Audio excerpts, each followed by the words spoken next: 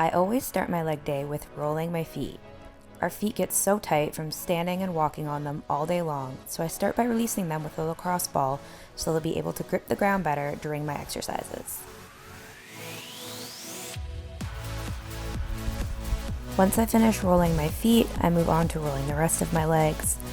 I usually start with a foam roller just to get into the tissue and start by rolling my quads, roll through my IT band, and then move on to my glutes. I find this really helps loosen up the muscles and helps me activate them better during my workout. As you can see, I'm rolling around on the foam roller until I find a spot that is either tight or tender, and I'm holding this spot for a prolonged period of time. I usually hold the spot for 20 to 30 seconds for the ultimate release. Now this video is sped up, so it's probably going to look like I'm moving a lot faster than that, but this is how long I usually hold these releases for. You will see that with my quad release as well, I'm doing a bit of active release. Now this is when you contract the muscle, followed by relaxing the muscle while holding the tight spot. This tends to get a little bit deeper into the muscle tissue and help you get a better release.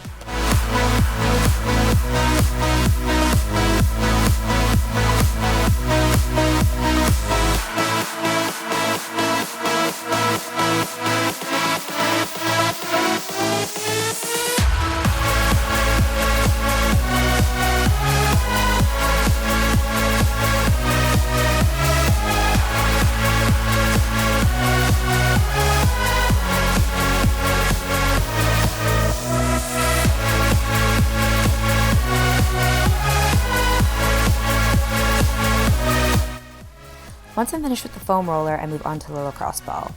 I find that the lacrosse ball is a little bit easier to dig into the muscle tissue, especially in your glutes since it's so dense. I usually find specific spots that I want to work on with the lacrosse ball, and it tends to get into the muscle tissue a little bit better. I usually use this for my glute med a lot. As you can see here, I'm doing another active release, and this is the second step in my process. Also, a little forewarning, this is not the most pleasant feeling. It does tend to be very tender, but it does get a really good release.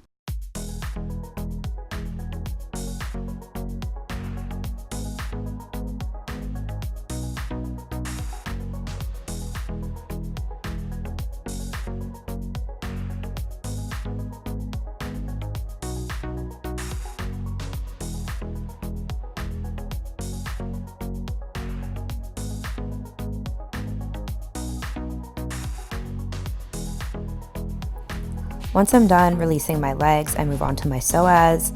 I personally have a very tight left psoas, which hinders me from getting a good workout sometimes. It really affects my squats, deadlifts, and hip thrusts. Having tight hip flexors and tight quads can be a huge reason why you're not getting as much glute activation as you would like. So if you're finding that you're having a really hard time keeping good glute activation throughout your workouts, try releasing your quads and your hip flexors before your workout. Once I finish up all my rolling, I move on to some dynamic stretching. The stretch I'm showing you now is a quad stretch. You start by placing your foot on the ball and getting into a quad stretch, tucking your hips and leaning into the stretch for about 30 seconds.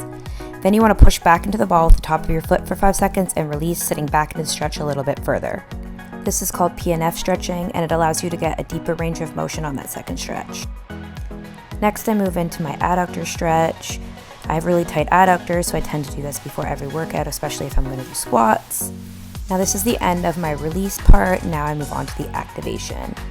Now I use this resistance band. This specific one is from Gym Mode. You can find it on Amazon. I will link it down below in the description box. And I start out by doing seated abduction for 15 reps with a pause on the outside. Next, I would be doing some form of glute max activation. Usually I like to do a kickback against the wall. However, where I usually do it, there isn't much filming space in the other area somebody was using, so I'll have to include that in my next leg day video. Then I move into lateral step ups. I tend to have a really weak tib ant, and through the inside of my calf is really tight, so I do these to activate the outside of my leg before I start my workouts. Lastly, I perform a core activation exercise. Today I chose Deadbugs. This just gets your core activated and fired up to support you during your heavy compound lifts. I do 3 rounds of these activation exercises before I start my actual workout. The first exercise I chose to do for my quad and glute day was barbell squats. I did 1 warm-up set of 15 reps and then 4 working sets of 10 reps. This was my first time barbell squatting in about 6 months due to a back injury, so I just wanted to kind of get back into it and take it easy on the first time. During this exercise, I'm really focusing on the mind-to-muscle connection and contracting through my glutes all the way through the exercise. I'm really powering through my heels and driving my knees out both on the way down and up for ultimate glute engagement. You also want to make sure that you're tucking your ribs in throughout the movement so that you're protecting your spine and keeping a nice strong core.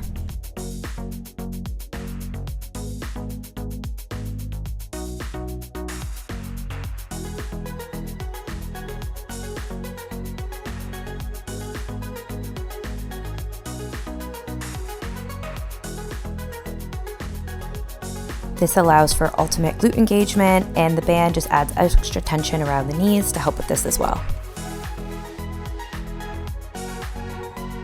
I supersetted this with lateral band walks using the same band from my warm-up video. This is an abduction movement, and you want to lean forward, keep your ribs tucked, and push your knees out as you take each step.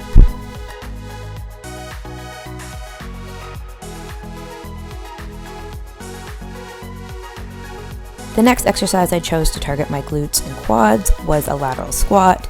Now, this movement is very similar to a regular goblet squat. However, as you extend back up, you push off with the outside heel and take a step to the side before you perform the next squat. Therefore, with each rep, you're moving laterally.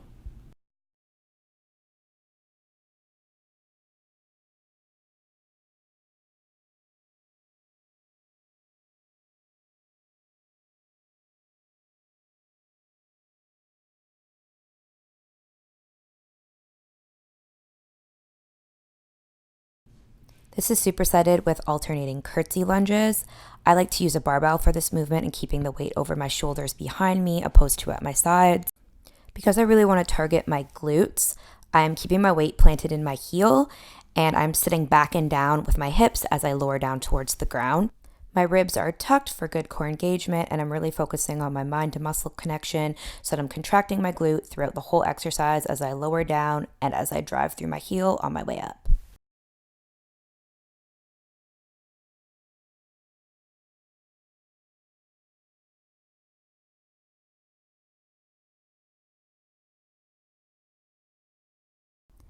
The last exercise I performed on this quad and glute day was banded leg press drop sets. My heels are positioned towards the top of the pad with my feet about hip width apart and slightly turned out. The reason for this is for optimal glute engagement. As I lower myself down, I'm driving the knees out against the band, and as I extend back up, I'm also driving my knees out against the band. I'm completing 10 reps at the heaviest weight that I can do. Once I've finished those 10 reps, I drop the weight by about 10 or 15 pounds, complete another 10 reps, and then continue to do this for 2 more sets. So these 4 rounds is considered 1 full set. Do this 4 times. You should choose a weight that each 10 reps is going to make you go until failure, which will fully fatigue the muscle fibers and extend time under tension. I hope you guys like this leg day video, and I hope you all give it a try. If you do, let me know how it goes down in the comments. I'd really appreciate it if you guys liked this video, gave it a thumbs up, and subscribe to my channel, and stay tuned for more workout videos coming soon.